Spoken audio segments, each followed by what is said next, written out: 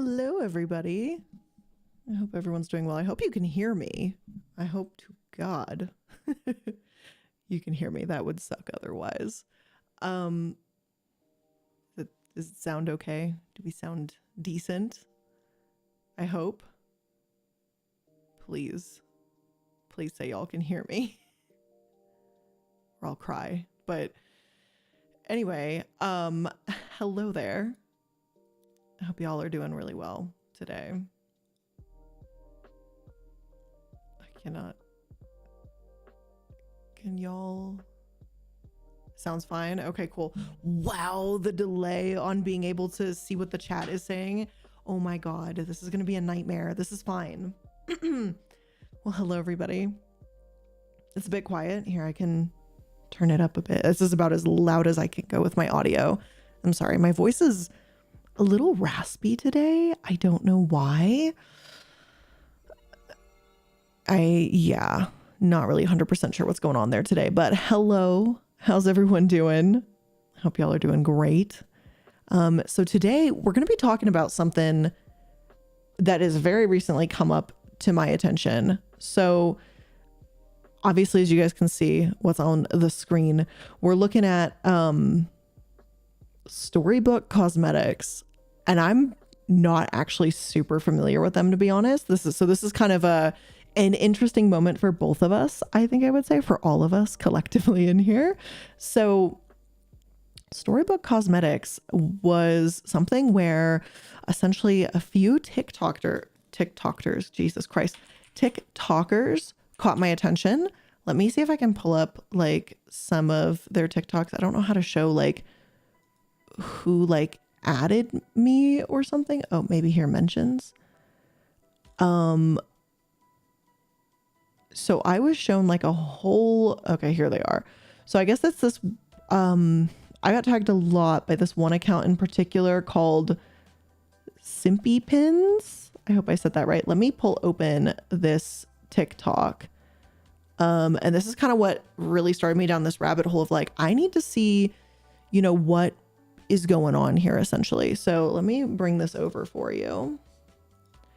And let's try and take a listen, shall we? I'm going to pause the music really quick.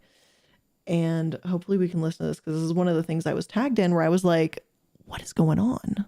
Okay, now you guys are saying this sounds a little loud. Here, I'll turn the audio back down a bit.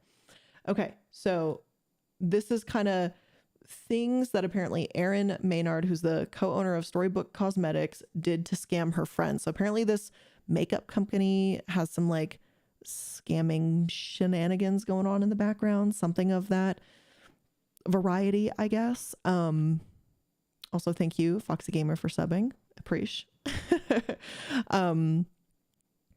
So yeah, let's like take a look at what they've been up to. So this is kind of where my rabbit hole like started.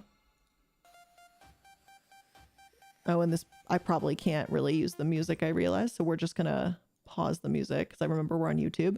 So apparently they sold ready to ship items on Facebook and never shipped it, sold the same items to multiple people and then never sent the items, and convinced people to gift products to others and again, never sent the gifts.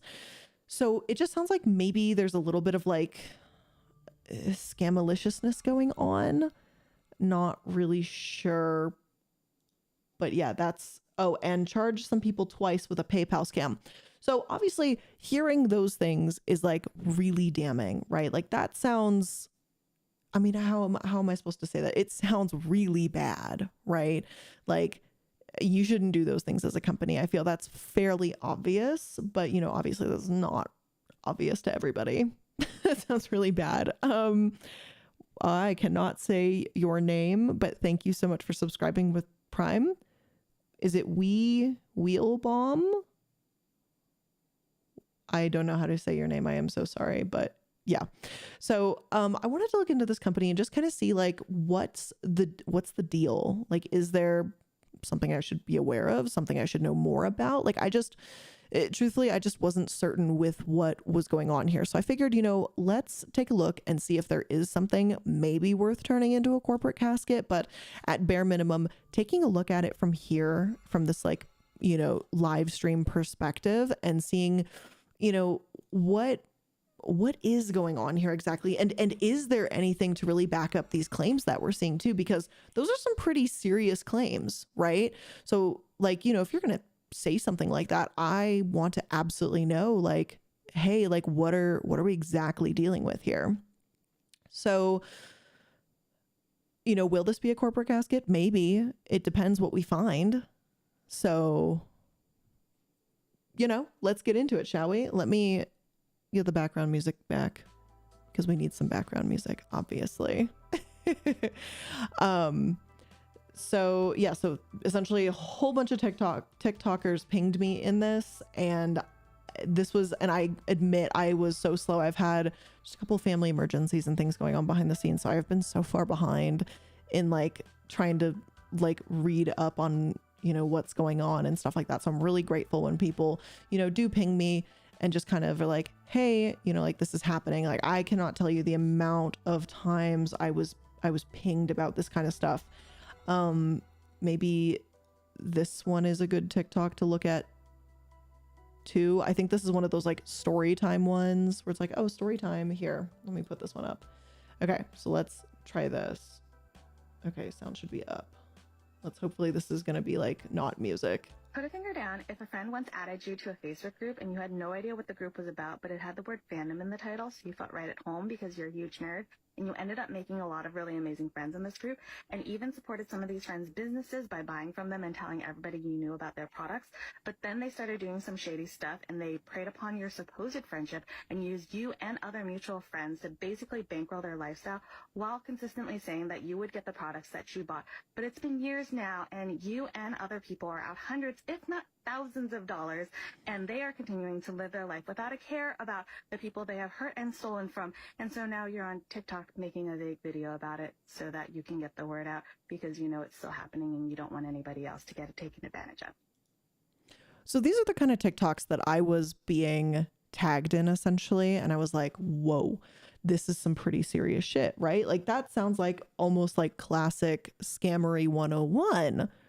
So I was like, I need to look into this. I need to know a little bit more about this company because I'm just not familiar with them. Like I admit, when it comes to makeup, I've got like a few favorites of things I like to use, and then everybody else I just don't really care about.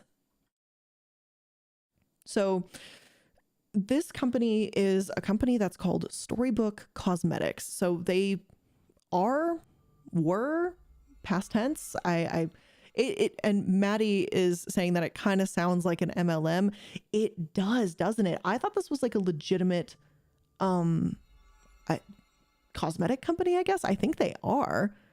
I think what they're really like well known for is, I guess, two things. One, which is obviously the image that you're looking at, which is like they created these makeup eyeshadow palettes that looked like books, right? This is like wizardry, what is with my language today? Wizardry and witchcraft, which is like Harry Potter kind of themed. And then they also did stuff like makeup brushes that were apparently like themed. Storybook, hold on, makeup. There's one that is like really, I think, kind of famous. I think at this point, I feel like they're even duped on like maybe Alibaba or something like that even. So they are like the rose, like anyone here who does makeup, essentially, I think you're going to know what I'm talking about. So it's essentially like here, let me just move this over. Why do I keep doing this? Okay. So it's like brushes like this, right? Like these are kind of like wand-like, but like these ones where it's like, it looks like roses, but they're actually makeup brushes. Like this was like the stuff, I guess, that they were known for. I guess this was like their thing, right? Like they did these eyeshadow palettes, you know, and like they even had this like Star Wars one where it's like lightsabers and stuff.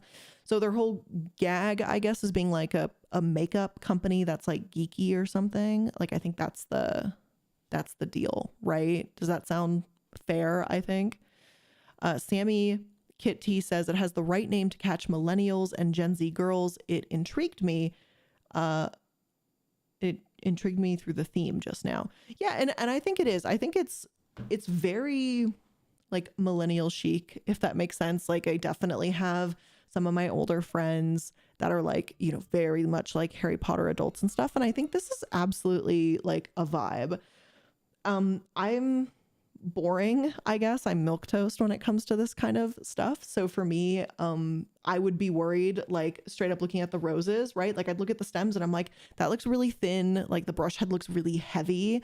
So I was like, is it going to break or something? Like that's what I would think of. But I admit it, when it comes to makeup and stuff, you will probably never find me with a super colorful makeup palette or anything. Just give me like, basic, easy to use products, and I'm going to go about my day. Hell, even like an eyeshadow, like crayon, just like smudge that all over the lid. Like we're good. That's all I need. So, but this was, for people that are maybe a little bit more like into their fandom or into just having something unique or cool or pretty, something along these lines. So I can't really speak to it. I've never owned the products. It's just never been a brand that called to me personally. Now, this brand was founded in 2016 in Omaha, Nebraska by the Maynard sisters, which are identical triplets, apparently, Erin, Mandy, and Missy. So they apparently first received some notoriety in August of that year of 2016 with, of course, as we just kind of brought up, this set right here, I believe. So they released their Harry Potter inspired brushes. Oh, I'm sorry, brushes, not the palette. But since then, Storybook Cosmetics has released multiple, essentially like collaborations with kind of books and things like that, to include The Wizard of Oz, which I love The Wizard of Oz, Romeo and Juliet, Mean Girls, Charlie and the Chocolate Factory, and of course Star Wars, like I showed you guys some of the brushes earlier. Also Proxima. Thank you for gifting a whole buttload of subs. Oh my God. All 10. If anyone has just received a sub, please make sure that you say thank you, because it was very nice. And thank you to everyone who has also subbed. Foxy Gamer gifted a sub to Cheap as Chimps and Extra Thought Sauce, which what a great name. Thank you also for subscribing. So this is like the basics of this company, if that makes sense. Does that, like, they just kind of pick books or classic literary themes and, or movies in the case of Mean Girls, and then they build off of that, and create like palettes and brushes. And it's like a not permanent kind of thing to their collection, I guess, but it's like there, and it's like a get it while you've got it kind of situation, which is cool on the surface level. I vibe with that. While it's not my vibe, I respect it. Now, apparently though, since around 2019-ish, the company has allegedly been hit with multiple complaints. Like I'm talking complaint, alleging that there's terrible customer service and that they've been also criticized for poor business practices, including things like selling lower quality products. For example, as a theoretical, of course, some of the criticisms have alleged that they're actually just purchasing items from AliExpress and then essentially just reselling it with a higher markup. So that's obviously an issue. As many of you may be aware, purchasing from AliExpress or eBay or whatever, if you're buying makeup, when it's duped or, some kind of knockoff brand or something like that, you don't actually fully know what goes into the products. There have been stories of people who have bought knockoff like Urban Decay Naked palettes only to find out that there was actually lead in their eyeshadow. There's even been like cat urine and things like that. I did a video maybe 2 years ago, and I know it's old at this point, like a year and a half, 2 years ago, talking about how the duping industry could actually kill you. And this is kind of one of those scenarios, if this is true, like if they're actually purchasing stuff from AliExpress or whatever, you can't actually fully certify and verify every single ingredient in there. So you don't really know all the allergens. So you're taking a pretty big risk when you're doing this kind of thing, You don't know what you're really getting, your skincare, essentially, what the skin on your face. You don't know what you're getting into. Victor, thank you so much for the $1 super chat as well. So yeah, big if true is kind of how I'm going to be going about my staple for the episode or the stream today. So here's where kind of like the kicker comes in, right? So they had some virality in like 2016, right? And then in 2019, they got hit with a whole bunch of complaints for maybe not having great quality ingredients, great anything, and just bad customer service. Then come early 2022. So I'm talking obviously early this year, just a couple months ago. All of a sudden, it seems like almost out of nowhere, links to their official website, Facebook page, and even some of the sisters' personal social media pages all just vanished apparently. And so all of this weirdness and sudden just like disappearing act of like the co-owners and the company, it caused a bit of speculation that the company might actually just be this giant scam where they maybe once were a legitimate makeup company that they just couldn't hold on to that viral like it factor as the years went by and went to like, you know, like you can kind of see the pattern developing, right? Like I don't think I'm crazy with this one, right? Like you go, oh my God, we make this cool product. It went absolutely viral in 2016. So then they go, oh, we need to replicate this with other books, other things, other whatevers, right? Like, I think that sounds pretty fair. So then you do that and you realize it's just not having that much success anymore. So you're like, okay, fuck. So they go, well, you know, there's, you know, now that we had some level of viral, Alibaba is now creating duplications of what like our products maybe would have been or could have been kind of set up. And now, you know, we're at a point where they were like, oh, let's do that. We'll just buy the knockoffs, right? And they're like, okay, knockoffs, fine. Then that's not good enough. And they just disappear. And that's at least what it seems like. So again, if that timeline is 100% accurate in the way I've kind of really generally summarized it, it sounds like they went from a legitimate business to an absolute shit show of a scam.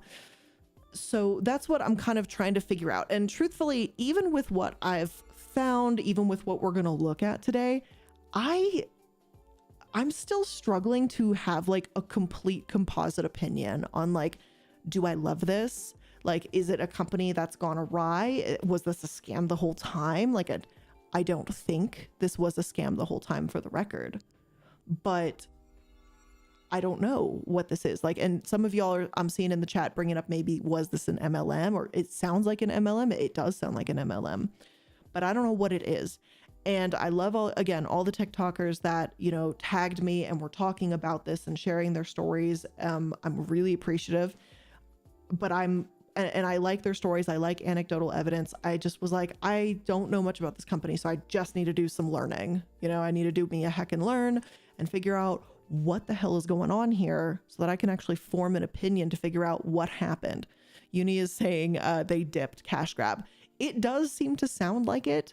Again, and of course, for like, you know, legal purposes, I don't know. I can't say I know what the answer is because I obviously do not. I can only speculate, give my opinion and thoughts based on what is happening and what people are saying, you know, is happening to them. But otherwise, I don't have a huge answer, which is kind of a problem in a way, is I don't like not having the answer. I don't like that at all. But let's go ahead and start with, you know, a little bit about them, right? So let's go. Oh, thank God it's still up. Cool. So let me pull this up. So here we are. Oh my God, computer, not today, babes. So this is their Instagram, which is apparently still up. Apparently I had like 8 notifications or something. We'll get to that. 8 comments or something. So they seem to be up as of right now, right? So here's the official Instagram, right? So it looks like we've got some Starry Night stuff. And it looks like, unfortunately though, the last time they posted was 37 weeks ago. And it looks like comments are off. Yep, I see the Manders mentioning that all comments are off. Yeah. So comments are missing. 737 likes, no comments. I just find that really weird. This was an announcement, I guess, for their Starry Night palette. And that's it. That's the last thing we got. So again, it's a little sus that the website's just, you know, disappeared essentially. When you go here to try and go to their website, this is what I get. This not secure link. This isn't good to get this kind of message. This is really shady. And yeah, back to safety. Like, I'm not going to this. They're straight up telling me that the website's not fucking secure. So here's like the burn book, right? That people like talked about that was really cool and everything. But yeah, they've gone silent effectively. And Maddie Schumark says it's weird the comments are off, and it is. It really is. And I don't understand why you wouldn't, or, you know, like, why. why you would turn comments off like this. And then they've got these kinds of shipments right here. I guess that's the long awaited a product that's coming in, and I just don't, they just have gone quiet. Oh, wait. I saw comments on that. Hold on. I see comments. Okay, so here, how long does it take for an order to arrive? I just received my order and the Mean Girls palette is completely destroyed, smashed, and unusable. I have attached photos in my email displaying the damaged palette I received. This is beyond disappointing after the wait for the 4 items. Can you please respond to me regarding this ASAP?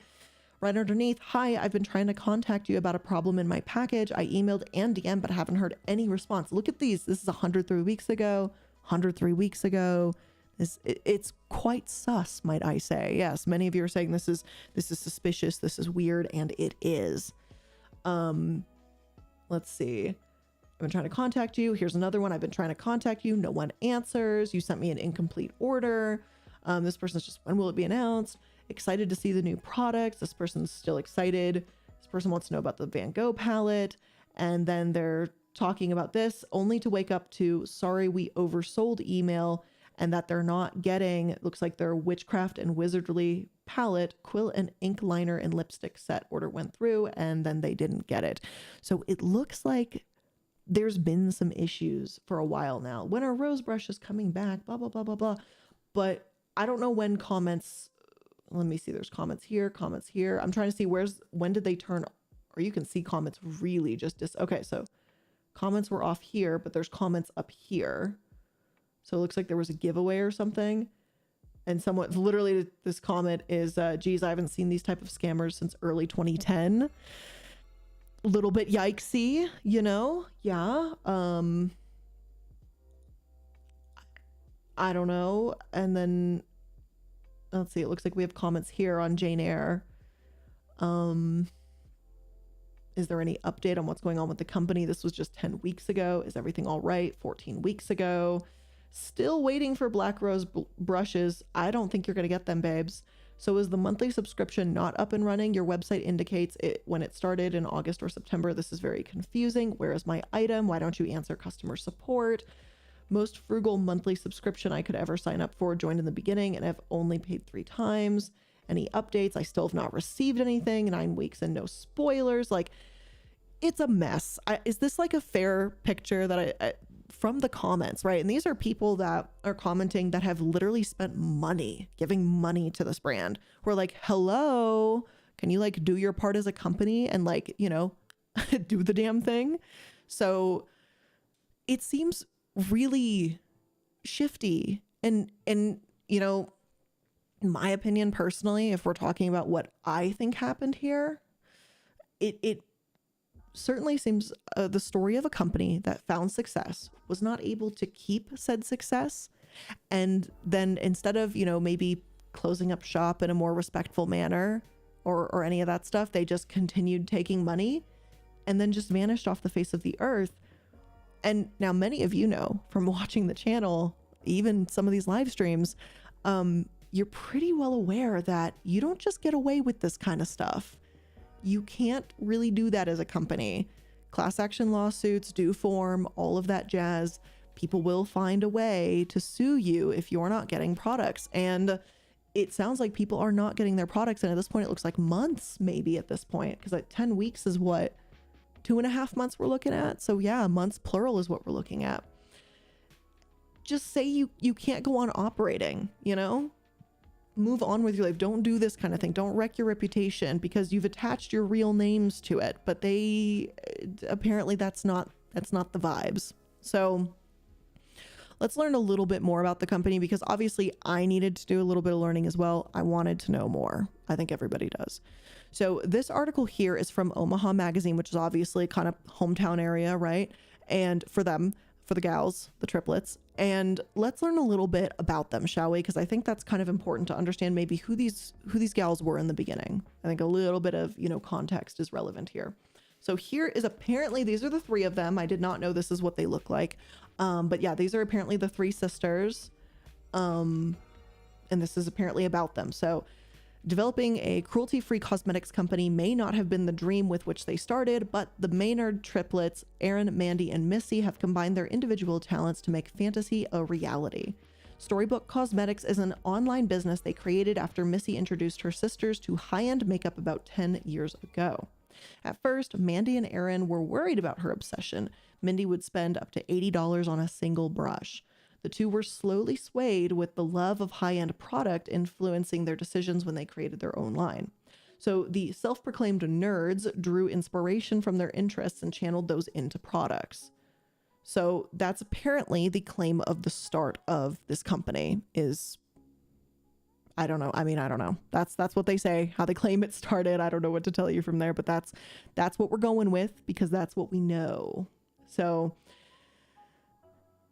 that's I mean, I can only take them at their word, right? Yeah. And Squirrel Lock says it didn't start as an MLM, and it doesn't sound like an MLM to me yet, at least. I'll put it that way. It sounds like, based on some of the stuff we heard in some of the TikToks, maybe the subscription thing or signing up your friends. Yeah, that sounds like it could be a bit of an issue. But right now, we're at the point where they're just starting a very legitimate makeup company. Did it turn into kind of an MLM-esque scam situation? It seems that way. But for right now in the 2016 era, and I believe this article was written in 2018, so far, no, we're talking about a real makeup company at this point in time. So there we were. So they're drawing and making manufacturing stuff. And then they're saying their account went from 9,000 to over 100,000 followers in a matter of days. So they absolutely had, internet virality on Instagram, right? That's where we were. And now they're talking about, yeah, we have a really loyal, awesome following. And they're now a multi-million-dollar company, all from a $500 prototype. The initial orders of brushes were shipped out from their mother's living room in Omaha. They didn't even have an office or anything. And so these three sisters, this is apparently like how they did it. This is how they had their come up, so to speak. I mean, so to speak, that is, I guess, how this started. And it's nice to look at these articles, right, from that point in time, because you really get an understanding of what people were actually thinking in that period of time, right? Like retrospectively now we can go, oh my God, look at this. This was like their 15 minutes of fame. They couldn't hold on to it. And then, went down to Scam City. But we don't know that at this point in 2018 when this article is written. And I find that really interesting personally. Maybe it's just me, but I find it really interesting how they talk about themselves in this article and stuff like that. So they say here that according to Erin, Missy is our mouthpiece. She gets all of our licensing. She's like the licensing whisperer. So they do apparently get their licensing legitimately for their products, which I would assume they did. So in 2018, they said, while their business is currently only online, they're working on funding to branch into retail. A bigger investor could help get them to the next level. And again, yeah, to learn more, go to storybookcosmetics.com. And again, if we click on that, it's going to take us to a link that it says essentially is not safe and do not click on it, which I am not going to click on it. But yeah, this is apparently the gals. And that's kind of it for that article. But I think it's still nice to see, just the beginnings where they came from, right? I think it's kind of important at least. So this article also written in kind of that time period. Wow, this is horrifically formatted, but it's from 2017. So just the year before. This is 9 things you need to know about Storybook Cosmetics from Bustle, which is obviously kind of a big deal. So, and look at how they start this too, right? This is so interesting to me. Always interesting. Unless you've been living under a rock for the last 4 months, you know that Storybook Cosmetics is the biggest thing to hit the beauty industry since matte lip glosses. And just that statement alone, if any of y'all, I know I was way more into makeup around this period of time. I remember the liquid lipstick freaking internet extravaganza that was going on, right? Like, that everyone was making a liquid lip. ColourPop was taken over with these freaking cheap and quite frankly smelly liquid lips that were drying as fuck, that looked like plaster on your freaking face. I would know, by the way, I say this from experience because I had quite a few of the ColourPop Cosmetics liquid lips. Then there was like, Kylie Cosmetics. I think that's around the time she started her stuff. I think like Jeffree Star did a thing and it was everywhere. It was unavoidable. And if you weren't wearing some matte liquid lip that made your lips look like a puckered butthole and like some brown, like, mauve tone color, like who were we even, right? So it was the vibe. So this is very like on trend writing for that time period. And I just love that. So it's like, yeah, you know, this is the moment we were in, right? Emmy 156 oof says, I'm still attached to my liquid lips and I'll admit it. You know, honestly, I have actually some liquid lipstick still. It used to be the Kat Von D, but now because Kat Von D doesn't own it anymore, I think just Kendo, the brand, the big lab or whatever owns it. So it's now KVD Vegan Cosmetics. So they like reformulated and put new names and everything. I have the liquid lipstick. I don't remember its name right now, but it's the God, I hate to when it was Kat Von D. It's the black liquid lip, the one that used to be called Witches. I don't remember what the frick it's called now. Maybe it is still Witches, but I have that one and it's still one of the best like black liquid lips out there. I'm always hunting to see what anyone uses for a black liquid lip to see if, you know, anyone's got something, you know, better or interesting. But so far that's been the best one I found. But I digress. That was quite a tangent for me. So this is the time of the liquid lip, and all of a sudden this makeup company comes out of nowhere, right? Essentially, and they've got this storybook look. Essentially, you know, it's very, very nerd chic at the time, right? Like the whole figuring out what your Harry Potter house was, a huge deal at the time. It was a big deal. You know, what lightsaber would you own, and take all these quizzes and stuff like that. That was a big thing. So, and around the same time is where Storybook Cosmetics finds itself starting, right? So, and that's what it's saying. Yeah. They come into the industry. It's been the best thing since matte lip glosses, which became, liquid lipsticks. And so they went absolutely viral. So here's 9 things that they claim you need to know about the brand according to the owners. So let's learn. So they claim, of course, they were inspired by geek culture. And maybe it's just me, probably just me. Again, this is whole ass opinions all over the place today on this, because this is just a bunch of speculation. But every time I hear someone say something along the lines of like, oh, this is nerd culture, I almost instantly go, it's probably not. Maybe that's just me and my opinion, but like when I think of nerd culture, and so, okay, here, maybe like, let me back this one up just a moment. Okay. So here's how I think of it, right? So I've played D&D for years. Many of you know that. If you were listening to me when I had the whole, like Reddit, when I did Reddit for a little bit before the channel became like, you know, much more formal, much more video essay, I used to cover like D&D subreddits because it was a personal interest of mine. I love D&D. And as a matter of fact, I have to keep an eye on time for today's stream because I'm actually going to be DMing a session tonight for some of my friends. Very fun. I can't wait. I actually hope I kill them. I'm as a DM, I do not like killing my players, but this particular campaign is calling for specific rules around players dying and shit. So it's a learning lesson for me as a DM to accept that death in fact does occur and I have to be ready for it. But I digress. When D&D became like a big thing, and I started playing when it was like 3.5, so that's what, 2004-ish, maybe 2003 is when I started playing. I don't think that's when 5 or 3.5 came out, but I've been playing D&D for quite some time, and it's great. Love it. And I even love that, you know, 5e has gained so much popularity now that so many people feel welcomed into the community to join and to learn something that like I used to be bullied for in high school. And now all of a sudden people are like, D&D's what's up? And I'm like, this is amazing. Like, this is so great. But then there's something about it when it's corporatized and people are like, oh yeah, this is like nerd stuff, that I'm just like, I don't like that. I don't like the word.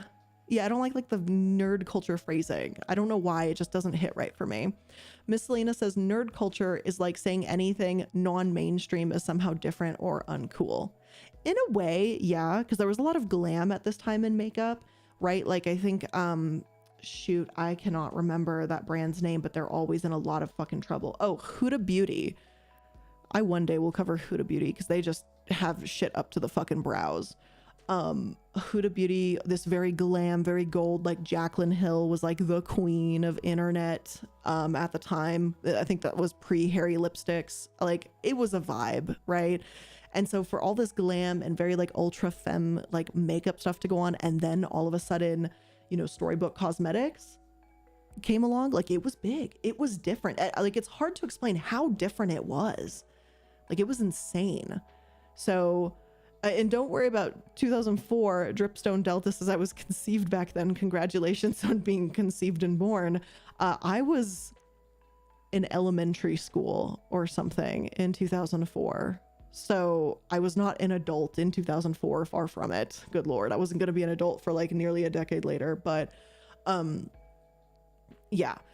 And it's in the same book where like, we're going total tangent by the way, but like when I see people on like TikTok, I see like the elder emos, like technically I guess I fall into this elder emo category because I was actually there for original emo and part of like that culture back in the early 2000s, I guess, or whatever. You know, I mean, I tried. I think I was still technically maybe 3 to 5 years too young to fully embrace that culture because I wasn't old enough to go to shows or anything. But essentially, like now that I'm seeing like this kind of Gen Z generation or whatever, that everyone's dressing like emo and everyone's like bringing up emo musics, emo playlists and stuff like that. Like, oh my God, I love it. And it feels so great to see people wear clothing and styles that like when I was in middle school and high school and stuff like that, that got me bullied, that, you know, got me pantsed in front of the school, that got eggs thrown at me, that, you know, all these terrible fucking things that happened to me, people who broke my fucking skateboard, like to see now that that clothing style is accepted and like the music choices that like I listen to are like accepted. I love it. So when I see sort of like this elder millennial thing on TikTok, when people are just like, no, actually that's not right, blah, blah, blah, blah, blah, and all this stuff, I'm like, dude, you're becoming the very people that did it to us. Let them live. Let them live, for God's sake. Like, I'm just so happy to see it. So the point is, I love it when I guess like nerd culture becomes more mainstream or whatever. I love that it's so much more welcoming to everybody because I think the stuff's really cool and I think more people should be exposed to it and be confident to say that they love that. And that includes even, you know, I'm not a Harry Potter person, but I still think if you like Harry Potter, you should totally embrace that shit. Like if that's your vibe, live it. I love it. Do it. Like Storybook Cosmetics, not my vibe. I'm not a Harry Potter person, but that doesn't mean people can't love it. And people did love it when this stuff came out. But there's something weird about it to me when people are like, oh yeah, this is nerd culture. I don't know what it is. I can't explain it, but something just throws me off. I'm like, nah, dude, you're just into Harry Potter. You're into skateboarding. You're into D&D. You're into My Chemical Romance. Like whatever it is, which, oh God, I get so many My Chemical Romance TikToks of all of Gerard Way's outfits while they're on tour. And I live vicariously through the people who are going to the shows. But so much freaking just off topicness for me. Back to the point. I am so sorry. I just love seeing a revival in something that I wish I could like, you know, I could have at that time in my life gone full out for. I wish I had money to buy like, you know, the trip pants and stuff like that. I would have worn the shit out of it. And I've been long contemplating about buying pairs of trip pants now as an adult because I'm like, you know what? I finally have a little bit of money where I could actually buy them now. And I've been thinking about it and I'm back and forth on it. I might do it. I loved that style so much. I thought it was so beautiful. And anyway, I'm gushing too much over something when we're really talking about a bad makeup company. Apologies. So let's go through this list a little bit more. So yeah, point one, blah, blah, blah, blah, blah. It's about, you know, exploding geek culture. And I got my thoughts on that, but it doesn't matter. So they claimed the team had no idea they would find success so quickly. And so, yeah, that's fair. When you go viral, there's no way to really calibrate that. Like, how do you know?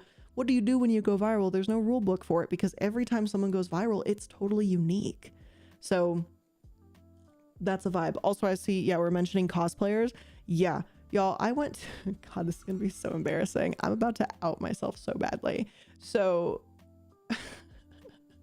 Okay, so there was someone calling me. I cannot answer this call right now. So I used to live in LA. I think a lot of you guys know that. There's I guess it's a fairly well-known expo, though it wasn't, I guess, at the time, called Anime Expo. I'm sure some of y'all know it. I went to Anime Expo back in like somewhere between 2010 to 2013 for like a couple of years. And essentially it was a vibe. But at the time I was like, here's what's embarrassing. So I was dating this dude, right? And I wasn't like super into anime, but I was like trying to get into it more or less to be like, hey, like, you know, let me try it. Just anime never clicked for me, like in my younger years. Now I was an adult for some reason. Now I'm like, oh, anime, yeah, what's up? But yeah, back then in like the early 2010s, it didn't click for me for whatever reason. So he goes, oh, well, you know what? You need to watch this anime called, shoot, what the heck was it called? Something Night with vampires. Vampire Night, is that what it's called? Something about like a night school with vampires and something like that. I remember the end ends up being like some like incestual stuff. I remember the ending, but at the time, and this was when I was going to Anime Expo, I had not yet gotten to the ending, so I didn't know what happened. And so I dressed up as the girl and I went to Little Tokyo because at the time they had like an anime like costume rental shop. So I rented the whole like school uniform that they wear in the show, and he went as whatever that character is called, Zero, maybe, the one with the white hair. I think I don't remember. I'm sorry. It has literally been that long ever since when I got to the ending, because I did end up watching it. No one spoiled the ending for me, Renegade. It was close. Some people made jokes and I didn't get it. So I ended up that night at the hotel room, I was like watching it. So I watched the ending. I was like, oh, that's what I dressed up as. I was like, oh my God, what have I done? And I had rented the costume for like the whole like weekend for the whole 3 days. So I was like, I'm fucked. I have to wear this. And now I don't want to wear this anymore. It was a mess. But same thing with people who cosplay and stuff like that, like big props. And I like that, again, it's becoming more mainstream. It's becoming more acceptable and stuff like that. Big fan. But yeah, I was a fool. I didn't finish watching the freaking anime, dressed up as a character from it. Then I saw the ending and I was like, well, that's a bit embarrassing, isn't it? That's been embarrassing. Yeah, Zero and Yuki. Thank you, Kingy. That's like, yeah. Didn't know how the ending of the anime went, and so I was like, okay. And and at the time too, I admit I was really insecure with myself, and I was kind of trying to just kind of like appease my partner and be like, look, I'm cool like you, like I know things and blah blah blah. And I didn't watch the ending of it, and I was like, oh, it's fine, I'm sure they're just gonna whatever grow old and love each other. And I was like, they're related. And I was like, son of a bitch. And I was like, I messed this one up real bad, guys. So at the ripe age of like 19 or whatever, I was like, I'm not doing it. I've literally never cosplayed since then out of sheer embarrassment. And it's probably for the best. It's probably for the best on that, honestly. So anyway, so yeah, blah, blah, blah. They pushed the launch date up 2 months. Anyway, it's run by identical triplets. The founders are spread across the country, apparently. All right. Their mission, they claim, is an important one. So Storybook Cosmetics hopes that from now on, geek culture and beauty culture don't have to feel mutually exclusive. Our goal with Storybook Cosmetics is to become the go-to cosmetics company for fangirls of all types.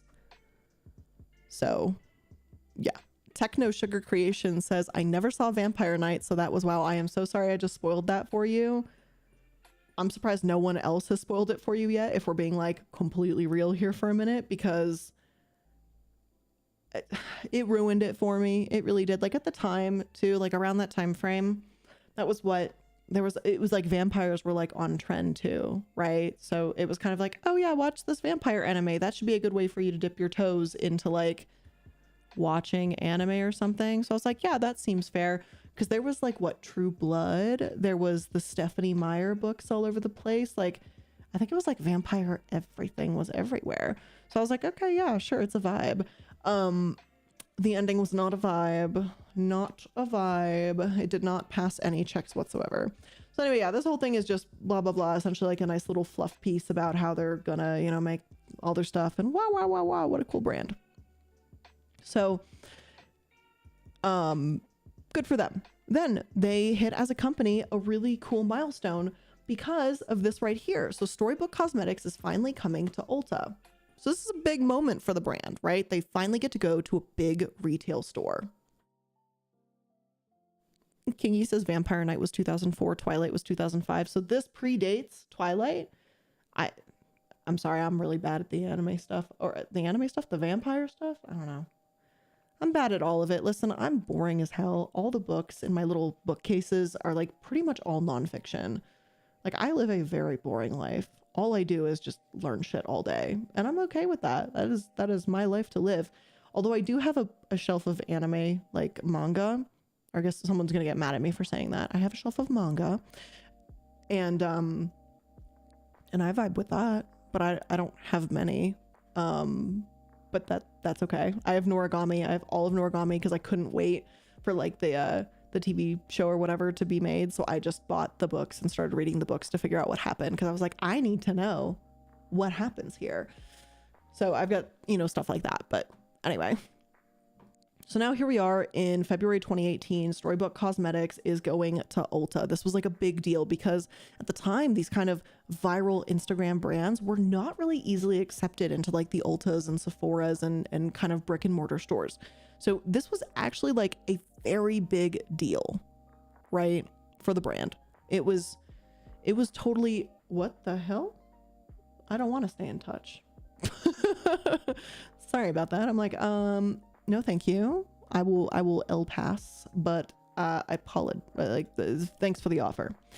So this is the thing. And again, this was a big deal because they're an independent company. It was, of course, women run. It was a big deal. Miss Selena says Noragami slaps. It freaking does. It's one of my favorites of like all time ever. I absolutely love Noragami. I cannot recommend that enough to anybody ever in the history of ever. Love it. Love, love, love, love, love. Anyway. So now here's the thing that's going to be interesting, which I hope the link still works because it's Spotify. Is it going to open? It is going to open. Yes. Okay. This is just kind of funny. And I want to show you this. Also, don't mind my playlists that are under there that I realized. You can see actual emo, divorce, dad music, and boss energy. As I hit the microphone, just ignore some of my playlists. We're not going to talk about those, but what we are going to talk is the Maynard triplets made music as well. Apparently the gals made music, with this one getting 1,800 views or listens, I suppose. They have 5 monthly listeners, but apparently this is a thing they went and did as well. I found it funny. There was like no other reason to bring it up. I have not listened to the music. Yeah, divorced dad music is superior. Hold on, let me will it show the playlist? Okay, so someone made this playlist and it's divorced dad music, and it's like I believe the playlist name used to be like music that your divorced dad picks you up in his 2006 Camry or something like that. It was amazing. It was amazing. It's a great fucking playlist, by the way. It is literally dad rock. But yeah, I've got like actual emo, divorced dad music, boss music, or whatever. It's like hip hop, like kind of like fun, like party music, I guess. Hair metal, songs we rocked out to. I've got candle pouring jams, which is a private playlist for me and my sister for when we're making candles. And it is a mess because we have everything on there. It is just wild music. I have best music 2005, 2004, Eurodance, Eurobeat. I love this playlist too. Someone made this one, Eurobeat, that makes my mom grab the chicken handle in the car. This is such a good playlist. Such a good fucking playlist. Like, it is not to be underrepresented.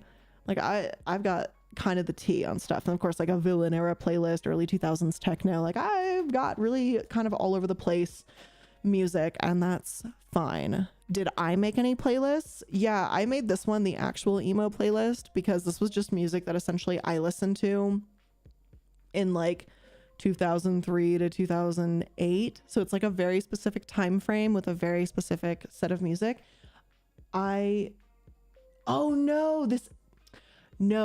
This is okay. So the actual emo playlist, of course there was Evanescence, but the actual emo playlist is actually somewhere in Apple. I'll recreate it in Spotify and I'll I'll recreate it in Spotify and make it a public list. But yeah, for the record, the only emo song that matters is Bring Me to Life. This is the only song that matters. Y'all are welcome. That's it. That's the whole playlist. Y'all are so welcome for that. I'm gonna go ahead and I'll turn this into a real playlist, and I'll make it actually like legit on Spotify for you guys, so you can have it. So don't worry. I'll do that. I promise I'll make it public. But anyway, yeah. In the meantime though, they apparently released their own music, which was a thing. So yeah, that was a whole gig. So now that I think you guys know probably a little too much about me and a bit about Storybook Cosmetics intertwined as well. So now we're going to start talking about kind of their decline, allegations, scam kind of issues that are coming up, things like that.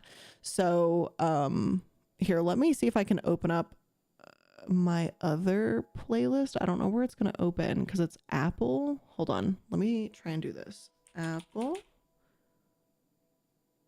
Maybe it's iTunes. Is that what it is? I don't know. I like made it on my phone. Hold on. Is iTunes going to load? I don't know. I'm trying to load iTunes on my computer. This is like bad. There we go. All right, hold on. Let me move this over and find. Oh yeah, I got a whole bunch of Polish music on here too. Give me one moment, please.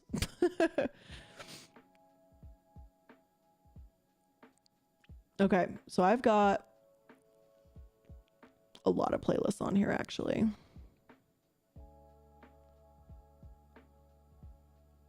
Okay, so here, this is a private playlist, obviously, like it's not publishable, but this is my actual like emo playlist. So I've got like a demo on here, AFI, Aiden. There should be more Aiden on here. Why is there not? There's supposed to be like 5 or 6 songs. Apocalyptica, like one Arctic Monkey song because that's it. I don't want to hear it. Atreyu, Avenged Sevenfold, Breaking Benjamin, Bright Eyes, Bring Me the Horizon, Old, Bring Me the Horizon, Chevelle, Children of Bottom, Crossfade, Decemberist, Deftones, Dirty Youth, Escape the Fate, Damone, Flyleaf, which I have to remove off the playlist. Don't worry about that though. FM Static, From First to Last, Jenna Torturers, Hailstorm, Hawthorne Heights, Hoobastank, In Theory, In the Red, Incubus, Kill Katora, Kill Paradise, The Killers, Lights, Marilyn Manson, also have to remove off the list. My Chemical Romance. This is not my complete list. Where is my list? Am I going crazy? Oh, it's not alphabetized. That's why. Okay, that would explain. I was freaking out. My bad. Let's see what else is in here. Obviously a ton of Him. Y'all would have known that though. I'm a huge fan of Him. One of my favorite bands of all time ever. I see a heartogram, I fucking lose it. Let's see here. Red Jumpsuit Apparatus, Placebo, Scary Kids Scaring Kids, Seether, Census Fail, She Wants Revenge, Stone Sour, 3 Days Grace, Under Oath. Let's see, The Used, We Are Action, 69 Eyes, Unsane. A lot of this. I Killed the Prom Queen, Architects, Him, lots of Him. That's my favorite band, obviously. Big deal. The Rasmus, also a really big band of mine that I really like. Some Green Day. 3 Days Grace, 9 Inch Nails, Avenged Sevenfold, Shine Down, Disturbed. I mean, a lot of music. Some Paramore, obviously. Love Hawthorne Heights, From First to Last, Head Automatica. Let's see, Silverstein. Yeah, tell me this is not, like, in terms of, like, traditional emo music, it's a vibe. You're going to see AFI live tomorrow in Cleveland. Okay, Oni, you're not going to believe this. Next week, I'm also actually seeing AFI live in Denver when they go to Denver. I'm so fucking excited. It's, like, next Thursday or Friday. I'm so hyped. I cannot wait to see Davey Havoc live. Thursday, let's see, Linkin Park. Lots of Linkin Park, obviously, too. Papa Roach, Slipknot, Obvi, Dragon Force, Buck Cherry, Wolf Mother, Saliva, more AFI. Yeah, AFI is in Denver. Or they're going to be in Denver next week. And of course, some like the older AFI, like Halloween EPs, or sorry, All Hallows EP. That was a really good EP. So it was a vibe. Obviously some Most Innocent White, Pierce the Veil, Sleeping with Sirens, Good Charlotte, underrated. I love old Good Charlotte. Cute Is What We Aim For, Escape the Fate, Bless the Fall, Angels and Airwaves, Coheed and Cambria, Hollywood Undead. The Medic Droid is more like to piss my sister off because she always fucking hated this song. So I put it in there just to kind of like, you know, fuck with her a little bit. Breathe Carolina. There's more Aiden. There's the other Aiden. More Avenged Sevenfold. More Children of Bottom. Deftones. There's a whole host of MCR, obviously. Then 3 Days Grace. More 69 Eyes. Disturbed. 30 Seconds to Mars. I never really listen to the music anymore. Queens of the Stone Age. More Slipknot. More Paramore. Going through all of this shit right now. Just lots of music. Lots and lots of music. But this is like some of the stuff I listened to when I was like in high school, you know? So yeah, and I just kind of, I don't know, when I'm feeling nostalgic, I like to listen to this music. So I, you know, pop it back on and there we go. More Breathe Carolina, and then a buttload of Evanescence at the bottom too. So yeah. Ta-da! I'll redo this playlist and put it on Spotify, and I'll make it a public playlist so that you guys can have like Blair's emo playlist, I guess. But that's kind of the music that's going to be on there because that's just what I like listened to when I was in high school. So I don't know, it's nostalgic in a good way. It's nostalgic in a really good way. Dominic Miller is wearing heartogram earrings right now. I need to know, and this is very important, and I'm only asking because I also have 2 pairs of heartogram earrings. Do you by any chance have the ones that are either hot pink and made of like plastic, or do you have the ones that are like on this kind of little like chain and they're like silver and kind of dangly? Because those are the 2 that I own, and I'm just curious if anyone else has the same like pair. Do you by any chance? This is a very important question. Oops, sorry, as I like hit the microphone again. Jesus.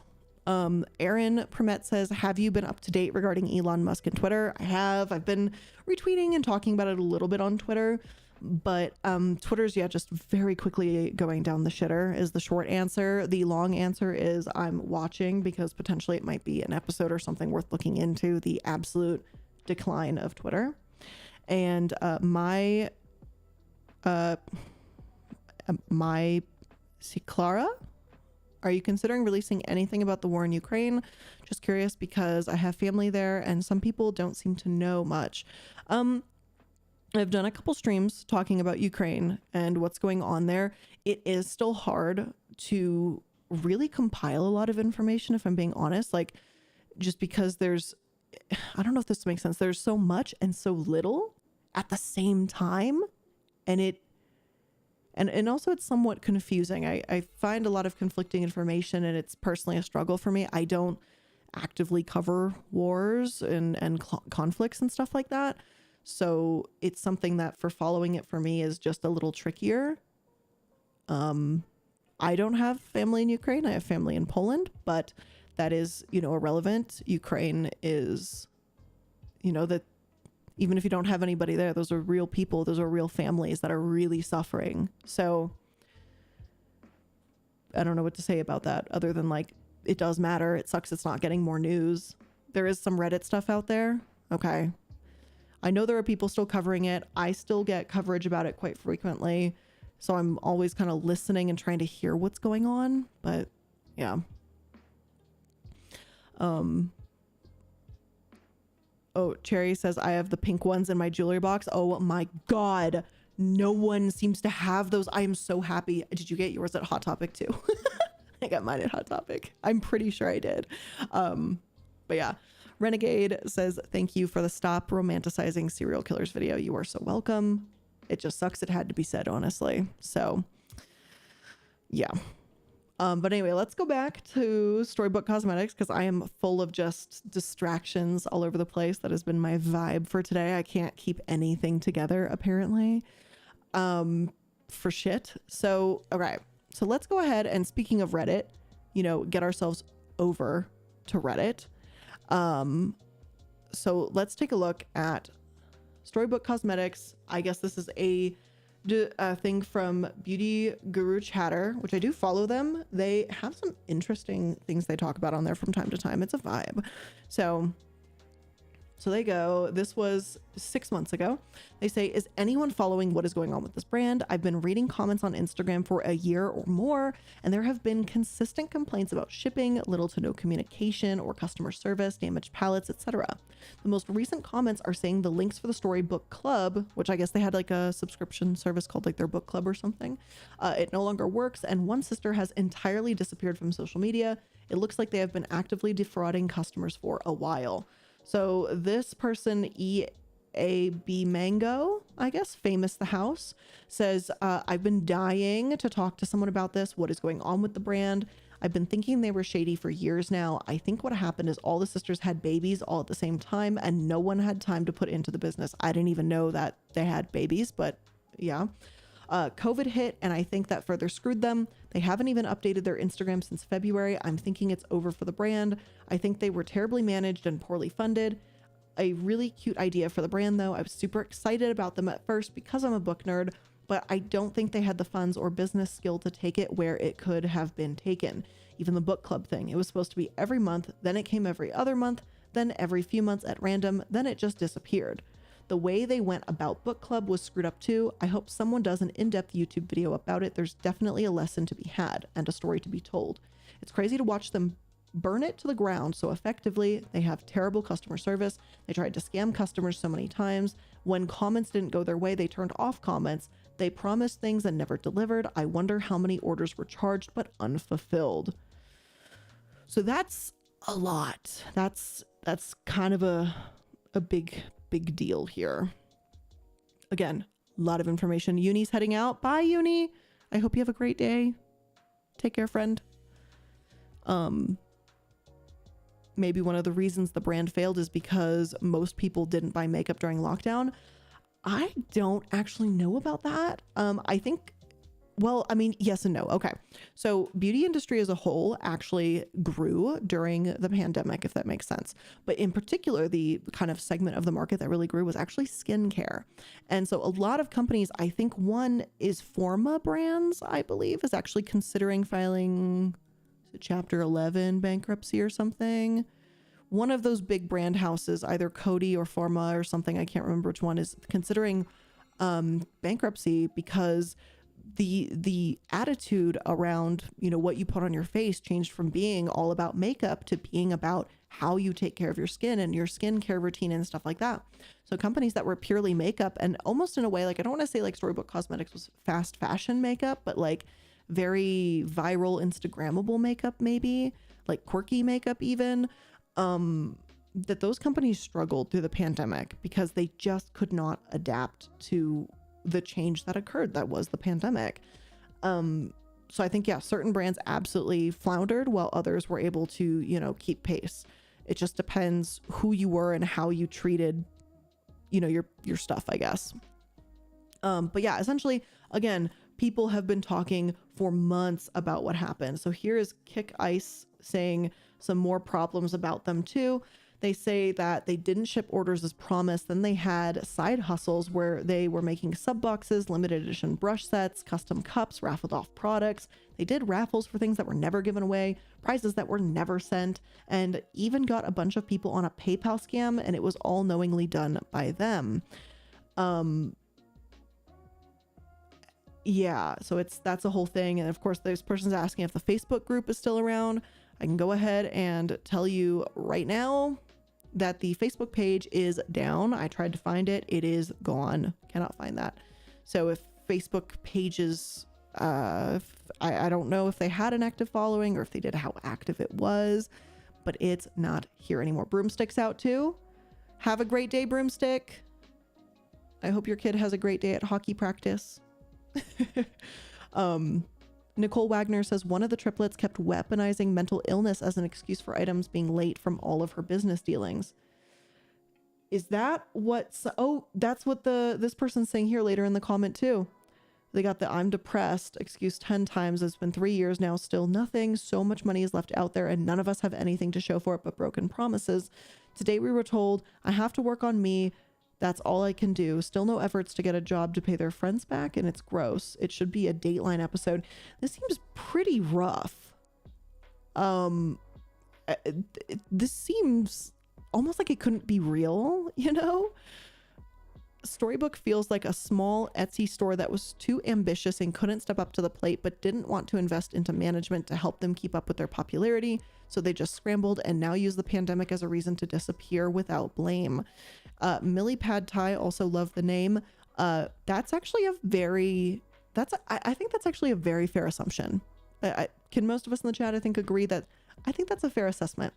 It's someone who got way too big for their britches or their boots or however the phrase goes, and they couldn't handle it and they crumbled, and in the crumbling process it kind of became a wee bit scammy, shall we say, if we're being nice about it, because it feels way more scammier than that. Flame Froggy says the fact that they're using mental illness as a shield, yes, that is a huge fucking problem, and I agree with you on that. I think that's a big issue. Should not be a thing, and yet it apparently is, and I think that's kind of fucked. Also, that Tim Anderson, I thought I was looking the Maddie Anderson for a second. I was like, wow, dyslexia on point today. That Tim Anderson, hello and thank you for subscribing. And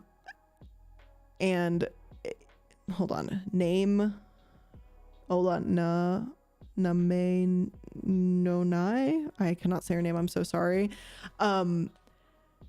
It doesn't seem to have started with malicious intent. It doesn't. It seems like this was a company trying to be a legitimate brand, and they just couldn't hold their end of the bargain up in terms of being a legitimate fucking brand.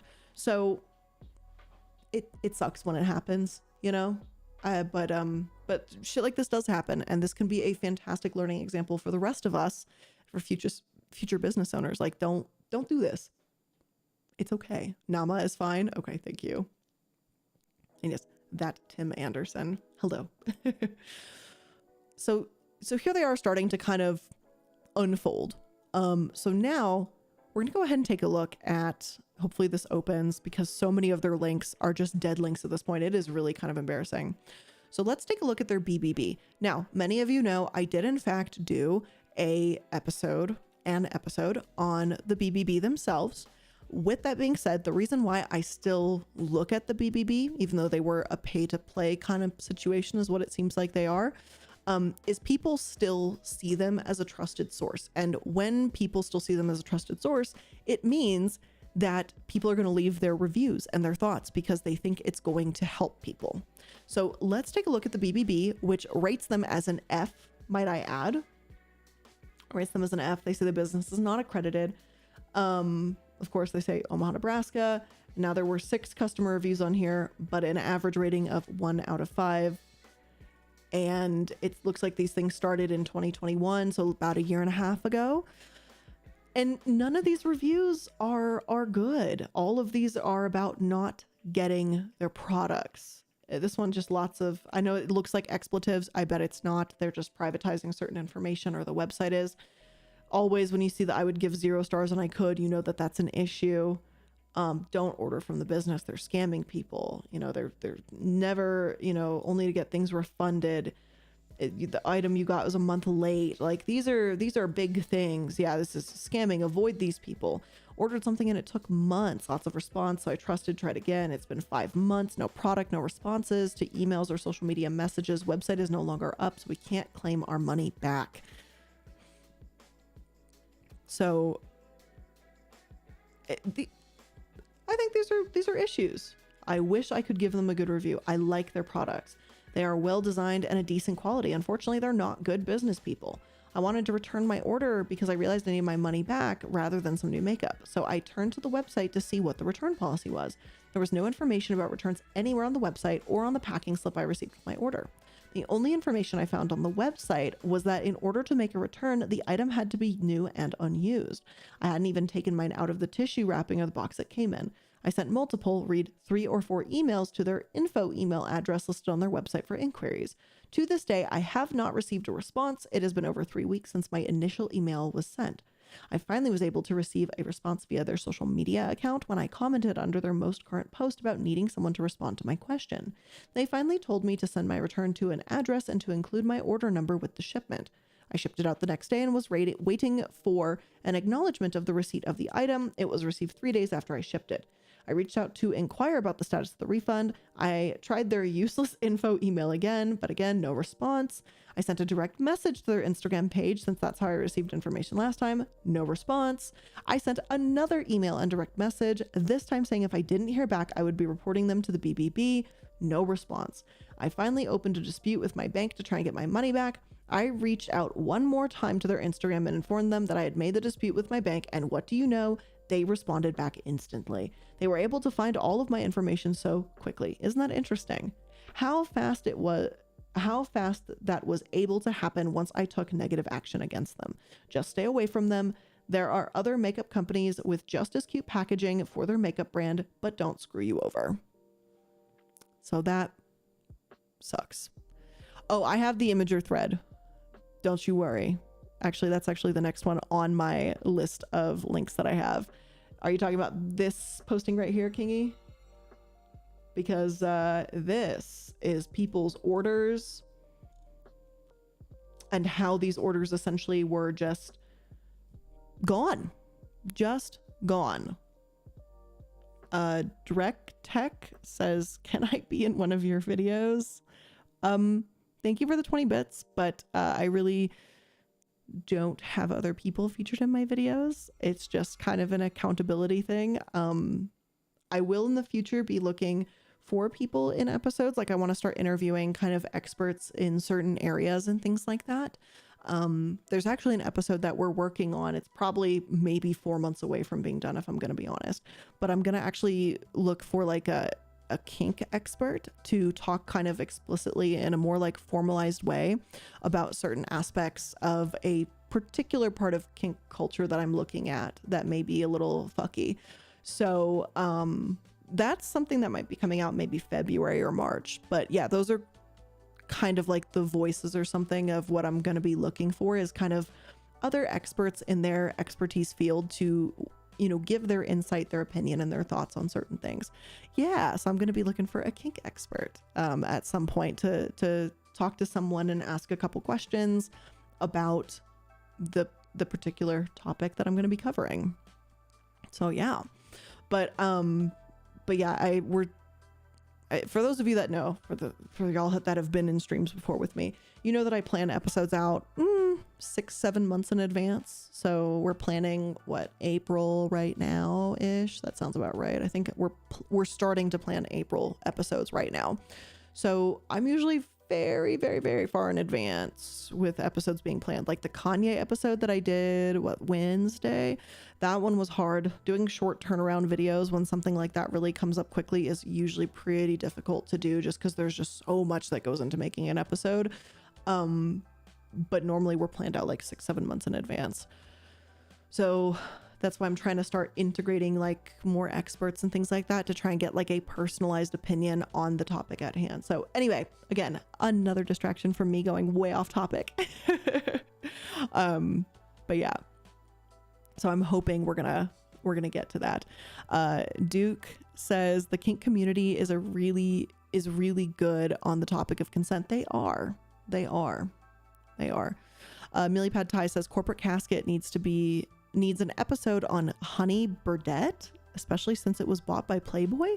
I don't even know what that is. Do I want to look that up on a stream? I don't know let me get one of my little notepads. I've got like 40 fucking notepads. Can I have one? What is that? Sai or C says hi.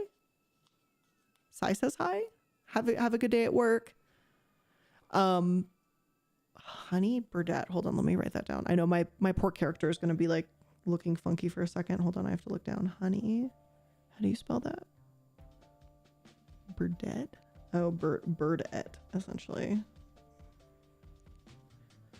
Okay. And then Brooke says basically 2 of the 3 triplets used drop shipping to create their brand. They also never shipped most of the products, and customers never received anything for the most part. The women kept all. That's insanity. That is insanity. Jesus freaking Christ. Okay, so this maybe was a scam is what we're getting at? Perhaps? I don't know. Neon Husky says, I watched your Autism Speaks video about the electric therapy. Oh, you watched the episode on the JRC. As a person with autism, I found it very hard to hear and nearly cried. I am so sorry that that was a particularly difficult episode. It is a particularly difficult one to talk about. The JRC is still active, apparently to this day, though not in the same capacity they were in that episode that I discussed, but they're still around, unfortunately. And it doesn't seem like they're going to be going anywhere either. So I don't really know what to make of that, unfortunately. It sucks, isn't it? Just sometimes that's kind of the problem sometimes when you cover a bunch of like dark topics, right? Is sometimes there's never a good answer. And unfortunately, bad people are going to keep doing bad things, unfortunately. Vamp Wolf Shadow, thank you so much for resubscribing for 24 months now. Hello. I hope you're doing well as well. Millie Pad Thai says it's an Australian lingerie toy company. It's opening stores in the US since 2018. It's huge on employee exploitation, workers harassed in store, forced to wear their expensive pieces as a uniform, full makeup and heels, and a toxic competitive team environment. Just as a basic summary, sorry for the wall of text, you're fine. I appreciate you giving me kind of the rundown. The only thing I can really promise is I'll take a look. Sometimes it's hard to talk about certain topics, not because like it's like difficult. Like I've talked about very difficult topics and I'm going to continue doing that, but it's more of a, what do I say it? Not so much, how do I explain? Sorry, I'm completely having a brain fart right now. Sometimes, right, so episodes are like, we try to make them between, I want to say 25 to 35 minutes is like the sweet spot in terms of how long we like content to be. We think it's like the perfect length for listening. And unfortunately, sometimes with certain companies, like I have a gigantic list, right, in a kind of private folder stashed away. It's something like 11 pages long. It's double columned, and it's literally just bullet points of companies that are organized in certain orders of companies to watch, companies to look out for, things like that. Sometimes the problem is when an issue with a company is very singular, there's not much else I can say about it. Like I know people have consistently been asking me, actually a really good example of this is a company, it's an MLM, and it's called Shackley. I'm sure many of you have probably heard of it. Shackley is an MLM. So by the nature of being an MLM, multi-level marketing, it is a bad company because in order to be a successful MLM, you have to exploit your workforce, which are often unpaid consultants of whatever variety they like to name themselves, right? The thing with Shackley, for example, is they don't have a buttload of outright lawsuits. You know, they aren't like Young Living, who the founder drowned his newborn baby in a botched water birth. You know, it's not things like that. It's not LuLaRoe where there's, you know, extortion and all this shit going on. Sometimes they don't have those things. And it doesn't mean that that company is good. It just means it's not, it's going to be me essentially saying, oh yes, Shackley is an MLM, therefore bad. Now let me reiterate why MLMs in general are bad as a reminder, because by default them being an MLM means they're bad. I don't know if that makes sense. Sometimes it's just a little difficult. And in my opinion, I think sometimes those episodes maybe are boring. Like I find them interesting, but you know, they're not a good company because they're an MLM. But a lot of people, I think, have come to terms that they understand what an MLM is, even though I've seen many comments in the comment section that tell me people do not understand what an MLM actually is. Like I've seen so many people that are just like, oh yeah, this is an MLM, that's an MLM, this is an MLM. I literally had someone one time try to tell me in the comment section that I need to do an episode on Pizza Hut, right? Not because of the owner being like super fucking crazy, right? And all the bad things he's actually done, but because they said that their friend had a coupon code from Pizza Hut and that they could give it to friends to also get like a certain percentage off or some shit like that. And they said, well, that's an MLM. And I said, that is literally not what an MLM is. An MLM is not that you have a coupon code and that people can use your coupon code. That's not what an MLM is. That is literally not what that is. And I get it. They can be similar, but I get still enough comments like that in episodes that sometimes I wonder if people are like, maybe the definition of MLM is not clear still. So I get stuff like that and I'm like, I don't know, Chief. I just don't know about that. So I don't know what to tell you there, but yeah, I'm pretty sure that's the angle, because we are going to make the Shackley episode. It's coming out actually soonish, but it's more about like MLMs are bad by default, by nature, even if they don't have tons of class action lawsuits or have killed people or whatever. They're bad because of the type of business that they've decided to be, if that makes sense. So sometimes those aren't as interesting, but I think they're valuable to still cover, but sometimes it can be difficult because it can also get repetitive. So anyway, back to Storybook, another detour. What is this number? Detour number? Like, it's got to be 5 or 6 at this point. Like, I'm so bad at this keeping on path. So here's this person's order. Let's take a look at this. And so they spent $39, it looks like. So $30 plus 9 shipping. So they got a pallet and whatever this girl on fire thing is.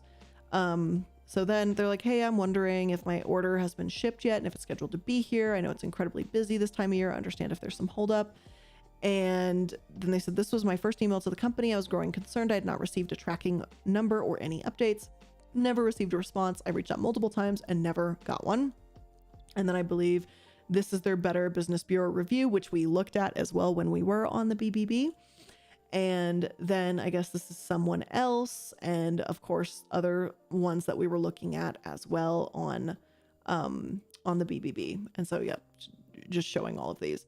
And now I was really curious as to what other side businesses are. So this whole side business thing. 5 years ago, the company gained major exposure, being written about in major publications, sold in major retailers, but it seemed that the success was short-lived and nosedived. Due to their success not too long ago, like I said, upon Googling the company, it would appear they are still as successful. Drek Tech 01, thank you for the 20 bits. As an autistic person, I get made fun of a lot. And so when I see people scam others for money, saying that donating goes to a good cause, but it actually goes right into their pockets, it makes me furious. I assume that tells me you have most likely watched the cancer scam episode that I did today. I mean, I know I've talked about many charities that do scammy, pathetic bullshit, but the episode I released today, if y'all have not watched it yet, it is worth the watch. It's worth the watch. It's a family, a whole generational thing that created cancer charities that are supposed to be, you know, doing things to benefit folks that have charity help, or folks that have cancer, Jesus Christ. And instead we're essentially pocketing millions upon millions of dollars of the money, going on cruises, paying for tuition, paying for houses, that kind of shit. It's an absolutely infuriating episode. Blaze Goddess says, oh man, Kiki just did a pretty good video on this, Blair. You're onto something. Sorry, just got here. I don't know that Kiki. I'm not really familiar. Sorry. If Kiki does like the same vein of work as me, I assume that person must be a YouTuber, which vibes very cool. I love it. The more the merrier. I just don't watch other people that make content similar to me. I just, you know, if they've got little jokes, little sayings, little isms and stuff like that, like I just don't want to pick up on it, essentially, because I will. It's like a thing that I absolutely do. I pick up on things, so like I'm not doing it. So I just won't watch content. That's why, like, you know, my stupid little phrases like yikes on trikes and stuff like that. Like if I was watching another creator and their phrase was yikes on trikes instead of it being like, I guess my phrase or whatever, which God knows I'm an idiot for making up that one too. But like, and they said that and I'm like, oh yeah, I love their content, then I would start saying it and I'd be like, oh shit. So I just don't watch it. Like literally, the content I watch now is either like ASMR, cooking, how-to videos, and Philip DeFranco. That's like it. Oh, and internet comment etiquette. Those are like, that's what I talk about. So vibes. That's all I watch now. I've really been tapering off watching YouTube recently too. Not really because I want to, but I just don't have fucking time anymore, honestly. But love it. The more the merrier. So here's their whole thing. So for tracking order, we will ship your items. You'll receive a tracking number. You can expect it based on shipping estimates. They vary. So they're not giving, answers essentially of when something's going to show up. No like timetables, not like, hey, 2 weeks or something like that. They're not going to cancel or modify orders, and they do not accept returns on used cosmetics or cosmetic tools. But I think that's a fair policy in terms of returns. I think that's very fair. So screenshot from the FAQ section. Yep. And then here is a pallet shipping time frame for a current pallet. It says pallets will ship 10 to 14 days. And this person was talking months. Was it at this point? I mean, multiple people were talking months. So that's what happened there essentially. And then of course, to kind of just go full circle on this, their Facebook page is down. Their website went to that weird link that just straight up told me that like don't go there, it's not safe. The brand's not posting anymore. They've limited comments on a lot of stuff. They clearly are not answering people. It's just a mess. It is absolutely just a mess. So that's kind of the long and the short about Storybook Cosmetics. So now here let's kind of wrap this up into a bit of a summary, shall we? My question, obviously, that I'm posing to all of you right now is the following. Is Storybook Cosmetics a scam? Based on what we've talked about today, and I know a lot of a lot of side tangents and things like that, but the content considered, is this a scam? Is this a case of a company that was always out to do bad?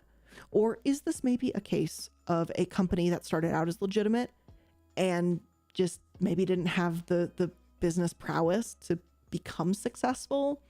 Or is this a company that maybe just straight up didn't care and took the easy way out? Or is there another option that maybe I'm not mentioning? So my thoughts personally, of course, my opinion, legally speaking, I have no facts to back this up. I have no idea what I'm talking about. I'm absolutely stupid. And my opinion means nothing to anybody. But I think this was a company that tried its best. It really, really tried. They thought they had it. They thought they could capture on their 15 minutes of fame and really blow into something big. It looked like they had the options to, and then they just couldn't keep the momentum, fizzled, and in the fizzle, absolutely just fell through the earth, straight to hell, and did, and hit every bad thing on the way down to make every mistake possible. That's what I think happened here. It is unfortunately not super uncommon. You just don't usually see it happening like this to a company that got such viral fame, but it does happen all the same. Vamp Wolf Shadow says, would you do videos on good charities and companies? No, I will not do videos on them, because the channel, I mean, the themes of the channel, right, is Multi-Level Mondays, right, covering, MLMs and scams. Then we have the Corporate Casket, which, it does not indicate anything about being a positive episode. It's about bad businesses going to die. And then we've got Dark Dives, which is the new series, which again, does not indicate anything to do with happiness. However, I am making some changes because I do get this question asked a lot about what's a good charity I can donate to. And I keep a list of, I have charities I donate to every year. I have local charities that I go donate to, and that I also actually donate my time and I work there. Well, like I don't work, but I volunteer. And what I'm going to do, I think as a few of you know, this is kind of a long-winded tangent here, but I'm going to revamp my merch shop, which a lot of you guys know is down right now. I'm revamping it. I'm working with, some great artists. We're coming up with new designs. But one of the things I'm also creating is a blog. And in that blog space, I'm going to start talking about certain charities and things like that as well. And just kind of thoughts about why this charity. And now that ties in because going forward, I'm going to start doing essentially maybe like every month or every 3 months. I'm not quite sure how. Maybe it's just a quarterly thing. I'm going to actually speak about what charity that I'm donating, what is it? The money that's, oh my God, I'm such a brain stupid today. The money that is left over from like the sale of merch, like what would be the profit, and then donating, I don't know, 50% of it, whatever, to that charity. just as long as essentially the shop is making enough money so it can just like, you know, run the monthly fees and the cost of actually making the items. I don't see why that's like a huge deal. And then donating portions of those proceeds to charities that I actually like and recommend, and talking about why I like working with them, donating to them, that kind of stuff, and going more in detail than just, you know, I like this charity because XYZ. Because I can give you obviously like a few of the big ones out there, like, or I should say easy big ones, you know, like I donate to Rain. I think that's fairly obvious. I donate to the Trevor Project. I donate to, let's see, I donate to some local charities, like Safe House Denver, if you guys are familiar with that. It's for domestic abusive situations to help mainly, you know, it's mainly women in the situations, women and children have a safe place to escape to, and you know, to be taken care of during difficult situations. So things like that. And I'm just going to talk more in depth about those companies or these organizations and why I actually like them. But in terms of, you know, doing an episode where it's like, oh my God, we're doing a good episode on charities, that's not going to happen on the main channel, like ever, just to be like honest with you. And then someone I saw in the comments mentioned that Charity Navigator is pretty decent, and it's a very good resource tool to take a look at what the charity you're thinking about donating to, what they're actually spending money on. Bastian says, would you be willing to cover the gaming industry, since quite a few games in the past 2 decades have become very infamous due to their shady practices when it comes to delivering the promise, micro purchases, attacking their players? I have covered like EA specifically. I've covered Activision Blizzard. I've covered, you know, things like that in like their own episodes about the industry, but I have not explicitly gone after like just talking about the gaming industry as a whole, or talking about crunch, you know, crunch time and things like that. But I do think that it's a very valid topic and absolutely worth, it's worth covering. I agree. Do these lives stay up on the channel? So what is going to happen is, so these streams go live, and then afterwards, they're going to be edited down into doing smaller, essentially more tangible, put together bites of info. So essentially what I'm hoping will happen is we're going to essentially edit out all of my tangents. So it's going to be a nice streamlined version of what happened to Storybook Cosmetics in a much shorter bite-sized version. So, so that's going to be a thing, and that's going to be on the second channel for those of you that are, you know, listening on Twitch. It's going to be the Illuminati, spelled TEA. And that's where those are going to go live. As well as maybe any like shorts or things like that of that nature. I know shorts have been going live on that channel, but I realized that YouTube actually changed like their algorithm or whatever. So now shorts are going to go on the main channel. So this channel is going to go back to being all about the streams and the uploads that way. So yeah. Direct Tech says, I'm going to go. Have a great day. Thank you so much. I hope you have a great day as well. And as for me, I'm looking at the time. It's about 4:20 p.m. right now, Colorado time. Very nice. And I'm going to have to prepare for my D&D session tonight. I am the DM. I am not a player. We are playing, by the way, in case you guys are wondering, we're playing Dungeon of the Mad Mage. So we're playing a very Gary Gygax heavy kind of dungeon theme setting. I am personally, in case you're curious, a DM that likes to play more atmospheric and roleplay type games. I'm not huge on combat. I don't particularly love combat, but when I do, I really like the thematic elements. I like layer actions, that kind of stuff. I'm that kind of DM. It is what it is. I'm not combat heavy. I don't want you to build a broken character. I want you to build a fun character with a nice backstory and all of that jazz. Maybe even get some pictures, commission a mini for it. Like that's whatever. That's the kind of DM I am. It is what it is. Some people like it, some people hate it, but I always need a little bit of time to sit down and breathe and prep and see what exactly where I'm taking my players tonight and where they're going. I don't do a ton of dungeon crawlers, so kind of doing a campaign that's written as a dungeon crawler is nice because it challenges me too. Thank you, Oni. I hope you have a great time seeing AFI. I can't wait to see them live as well. So thank you so much, everyone. I really appreciate everyone hanging out with me. I hope you did a little bit of learning, had some fun chit chatting, all that great stuff. There will be more Casper episodes coming out soon. I'm actually going to be recording him, I think tomorrow, and he's going to be getting his own episodes coming out very soon. I know I didn't upload for like the whole year. This year has just been not the best year in the whole world, I admit, but that's okay. I will let you guys know if the players survive. I hope they do. I don't like when players die. That's no fun for me either. But thank you all so much. Again, really appreciate it. And I hope to stream again very soon. Have a great evening, day, morning, wherever y'all are in the world. Have a good one.